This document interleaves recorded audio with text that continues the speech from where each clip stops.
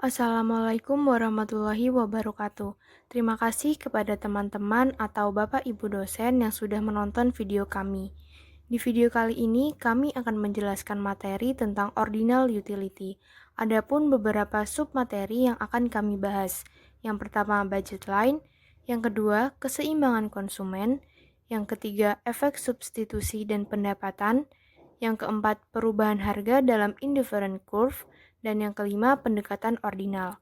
Selain kelima materi tersebut, kami juga akan membahas kasus mengenai ulasan produk dan pengaruhnya terhadap kepuasan konsumen dilihat dari sudut pandang ordinal utility.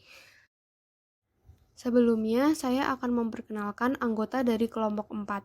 Yang pertama ada Mia Setianingrum dengan NIM 218042444005. Yang kedua ada Elok May Happy dengan NIM 218042444010. Yang ketiga ada saya sendiri Adila Putri Varsika Wintari dengan NIM 218042444014. Yang keempat ada Sabrina Najwa Nendra dengan NIM 218042444017. Yang kelima ada Nabila Putri Setiawan dengan NIM 218042444016. Materi yang pertama yaitu budget line.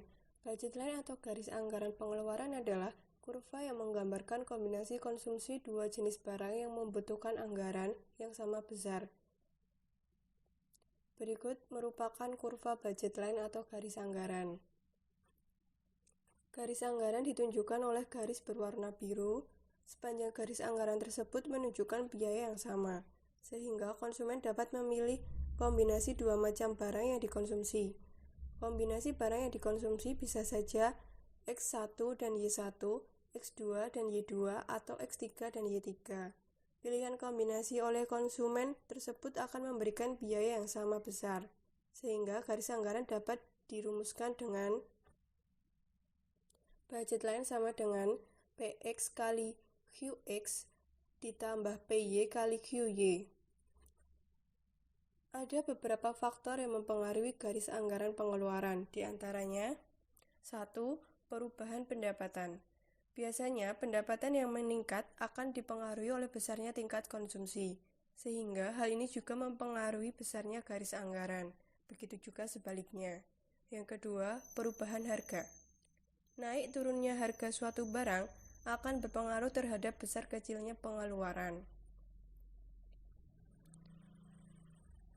Perubahan pada budget line dapat dipengaruhi oleh perubahan harga barang dan perubahan pendapatan. Perubahan pada harga dan pendapatan akan mempengaruhi daya beli. Berikut ini kurva dari perubahan budget line. Pada kurva di samping, digambarkan bahwa harga barang X berubah, sedangkan harga barang Y tidak berubah.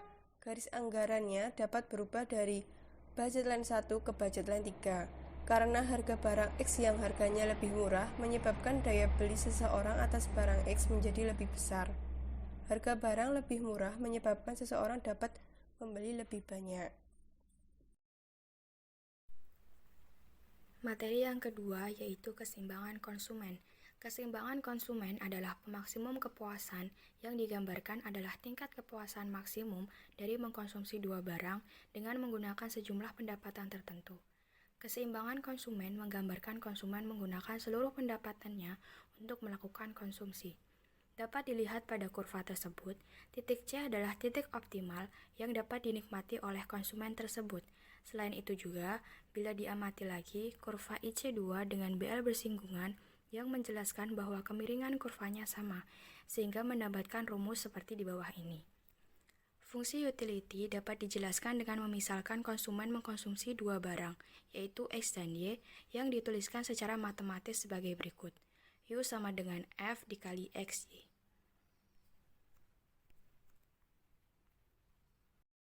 Baik, kita masuk ke pembahasan yang ketiga, yaitu efek substitusi dan efek pendapatan. Yang pertama ada efek pendapatan. Efek pendapatan merupakan bagian dari perubahan pada jumlah barang yang diminta yang harganya berubah karena perubahan pendapatan real yang disebabkan oleh perubahan harga. Perubahan harga juga merubah daya beli real dan konsumen akan berpindah ke kurva indiferen yang baru. Gambar kurva di bawah ini memperlihatkan pergeseran garis anggaran A1, A2, dan A3 dan juga menunjukkan naiknya jumlah Y dan jumlah X yang disebabkan oleh naiknya anggaran konsumen. ICC yang merupakan tempat titik-titik keseimbangan sebagai kombinasi produk yang dikonsumsi untuk memberikan kepuasan maksimum kepada konsumen pada berbagai tingkat pendapatan. Asumsi pada kondisi ini adalah bila hanya pendapatan konsumen yang berubah, bukan oleh sebab lainnya. Selanjutnya adalah efek substitusi. Efek substitusi adalah bagian dari perubahan jumlah barang yang diminta karena penggantian suatu barang terhadap barang lain. Hal ini terjadi jika seseorang tetap bertahan pada kurva indiferennya dan konsumsi harus diubah untuk menyamakan MRS dengan rasio harga baru dari kedua barang. Ini memperlihatkan perubahan harga barang substitusi. Perubahan harga barang substitusi ketika PY naik, maka Y-nya akan turun dari titik Y1 ke titik Y2 dan X naik dari titik X1 ke titik X2. Jadi ketika harga PY naik, maka Y turun dan jumlah barang X naik. Selanjutnya kita akan membahas tentang perubahan harga dan juga indifferent. Yang pertama yaitu perubahan harga. Perubahan harga tidak hanya menyangkut perubahan titik potong garis anggaran, melainkan juga menyangkut perubahan kemiringannya. Perubahan harga juga menyebabkan perubahan pilihan atau utilitas yang baru yang memaksimalkan utilitas pada kurva indiferen lain. Kurva di bawah ini memperlihatkan pergeseran garis anggaran A1 ke A2 dan A2 ke A3, dan juga memperlihatkan naiknya jumlah X dan jumlah Y yang disebabkan oleh turunnya harga barang X. PCC yang merupakan kombinasi barang atau jasa yang dikonsumsi oleh konsumen yang memberikan kepuasan maksimum pada konsumen pada berbagai tingkat harga. Asumsi pada kondisi ini adalah bila hanya terjadi penurunan harga salah satu barang, bukan oleh sebab lain. Untuk materi yang selanjutnya adalah indifferent curve atau kurva indifferent. Indifferent curve adalah kurva yang menghubungkan titik-titik kombinasi konsumsi atau pembelian barang-barang yang menghasilkan tingkat kepuasan yang sama. Indifferent curve memperlihatkan semua kombinasi dari pilihan konsumen yang memberikan tingkat kepuasan atau utility yang sama bagi konsumen tersebut. Di samping ini merupakan contoh gambar kurva indifferent. Perhatikan gambar A. Konsumsi di titik A, B, C, dan D adalah terletak pada kurva indifferent yang sama. Berarti kepuasan yang diperoleh juga sama. Pergerakan dari titik A ke titik B, dari titik B ke titik C, dari titik A ke titik C, dan sebagainya memiliki arti bahwa konsumen ingin mendapatkan lebih banyak barang X untuk mendapatkan barang Y, dengan tingkat kepuasan konsumen tetap sama. Begitupun sebaliknya, perpindahan dari titik D ke titik C, pergeseran dari C ke titik B berarti harus ada barang X yang dikorbankan untuk mendapatkan tambahan barang Y. Lalu perhatikan gambar B. Gambar B merupakan sekumpulan kurva indifferent. Semakin jauh dari titik origin, semakin tinggi tingkat kepuasan yang diterima oleh konsumen. Kurva indifferent I3 lebih besar daripada I2, lebih besar daripada I1. Artinya, kepuasan pada kurva I3 lebih besar dari I2 dan I1. Kepuasan yang diterima konsumen di I2 pun lebih besar dari kepuasan yang diterima konsumen pada kurva indifferent I1. Kurva indifferent memiliki ciri-ciri sebagai berikut. 1. Mempunyai kemiringan yang negatif. Bila konsumsi suatu jenis barang ditambah, konsumsi barang lain harus dikurangi. Kedua, cembung ke arah titik origin. Hal ini menunjukkan perbedaan proporsi jumlah yang harus dikorbankan konsumen untuk mengubah kombinasi jumlah masing-masing barang yang dikonsumsi, atau marginal rate of substitution. Yang ketiga, tidak saling berpotongan. Ciri kurva indifferent tidak mungkin memiliki kepuasan yang sama pada suatu kurva indifferent yang berbeda. Apabila saling berpotongan, akan tidak sejalan dengan definisi yang telah dijelaskan di atas. Materi kelima ada di mean derivation atau ordinal approach. Ordinal approach atau pendekatan ordinal adalah manfaat yang diperoleh masyarakat dari mengonsumsikan barang-barang tidak kuantitatif atau tidak dapat diukur, tetapi hanya dapat dibandingkan sebagaimana kita menilai kecantikan atau kepandaian seseorang.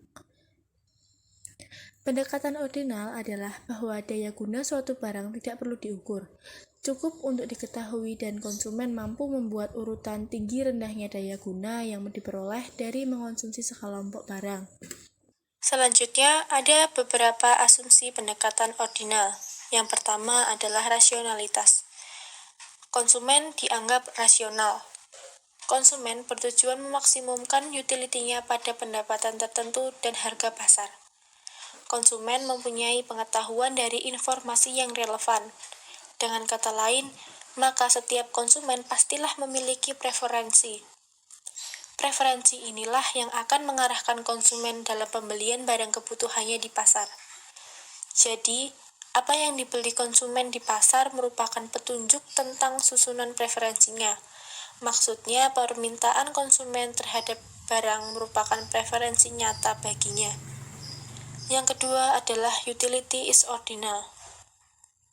Konsumen dapat mengatur ranking kesukaannya menurut kepuasan dari setiap bundle, katakanlah keranjang yang dibelinya.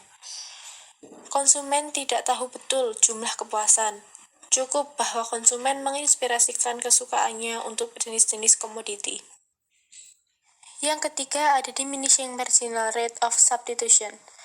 Preferensi konsumen dapat dengan menggunakan kurva indiferensi atau indifference curve, yang semakin jauh dari titik nol atau origin menggambarkan kepuasan yang semakin tinggi. Yang keempat, ada konsistensi and transitivity of choice. Konsumen selalu bersikap konsisten dengan pilihannya. Kalau konsumen memilih bundle atau kombinasi barang A daripada B pada suatu periode, maka ia tidak akan memilih B daripada A dalam periode lainnya. Sementara itu, ada transitivitas dengan pilihannya. Maksudnya, bila bundle A lebih disukai daripada bundle B, sedangkan bundle B lebih disukai daripada bundle C, maka pastilah bundle A lebih disukai daripada bundle C. Dasar pemikiran dari pendekatan ini adalah semakin banyak barang yang dikonsumsi, semakin memberikan kepuasan terhadap konsumen. Pendekatan yang dipakai dalam ordinal adalah indifference curve atau IC. Indifference curve yaitu kurva yang menunjukkan kombinasi dua macam barang konsumsi yang memberikan tingkat kepuasan yang sama. Dalam hal pendekatan teori yang dilakukan pada teori ini adalah dengan menggunakan pendekatan kurva indiferensi atau indifference curve approach sebagai berikut. 1.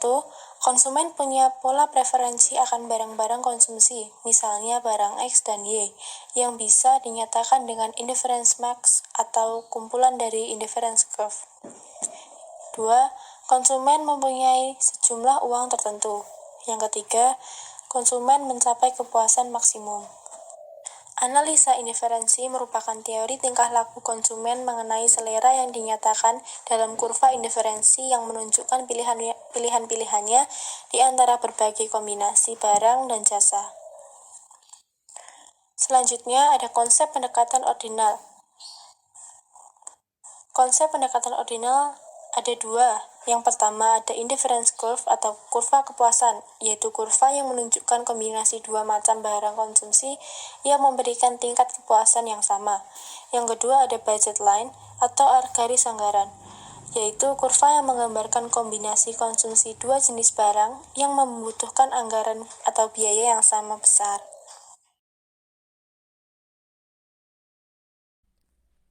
Berikut ini contoh dari kasus ordinal utility dengan judul ulasan produk dan pengaruhnya terhadap kepuasan konsumen dilihat dari sudut pandang ordinal. Masyarakat Indonesia telah kurang lebih dari 2 tahun hidup berdampingan dengan virus corona atau COVID-19 sejak bulan Maret 2020. Munculnya imbauan dari pemerintah kepada masyarakat untuk tidak keluar rumah menyebabkan masyarakat pada akhirnya terbiasa untuk melakukan aktivitas di rumah. Adanya kebiasaan yang dilakukan berlangsung dalam waktu yang cukup lama, akhirnya masyarakat dengan sendirinya mengalami perubahan pola perilaku yang cukup signifikan di berbagai bidang. Salah satu perubahan yang terjadi pada masyarakat adalah aktivitas berbelanja masyarakat yang pada akhirnya mengandalkan marketplace. Dikutip dari kumparan.com, pengguna internet di Indonesia didominasi oleh masyarakat berumur 19-34 tahun dengan persentase 49,25% yang didasarkan pada survei oleh Asosiasi Penyelenggara Jasa Internet Indonesia. Dampak yang ditimbulkan dari adanya dominasi tersebut adalah kenaikan aktivitas berbelanja daring generasi muda dalam marketplace sebagai pemanfaatannya terhadap internet selama masa pandemi. Baru-baru ini muncul banyak permasalahan yang terjadi di marketplace. Salah satu contohnya yaitu ketidakpuasan konsumen atas ketidaksesuaian produk yang ditawarkan dengan kenyataan yang berbanding terbalik. Rasa kekecewaan konsumen tersebut dapat diutarakan dengan menulis ulasan dan pada akhirnya akan membuat konsumen lain lebih berhati-hati dan dapat mempertimbangkan dengan baik ulasan konsumen sebelumnya. Suatu produk yang layak untuk dibeli dapat dilihat dari baik atau tidaknya ulasan yang ada pada produk. Untuk mengukur baik atau tidaknya ulasan yang ada, calon pembeli dapat melihat dari kualitas ulasan yang diberikan konsumen sebelumnya. Kualitas dari ulasan sangat berpengaruh dalam kepuasan konsumen dalam suatu produk. Sekian video tentang ordinal utility yang dapat kelompok kami sampaikan. Semoga apa yang telah dijelaskan dalam video tersebut bisa bermanfaat untuk kita semua. Terima kasih juga saya ucapkan kepada teman-teman dan Bapak Ibu dosen yang sudah meluangkan waktunya untuk menonton video kami. Mohon maaf apabila masih banyak kesalahan dalam pembuatan video ini. Sekian, wassalamualaikum warahmatullahi wabarakatuh.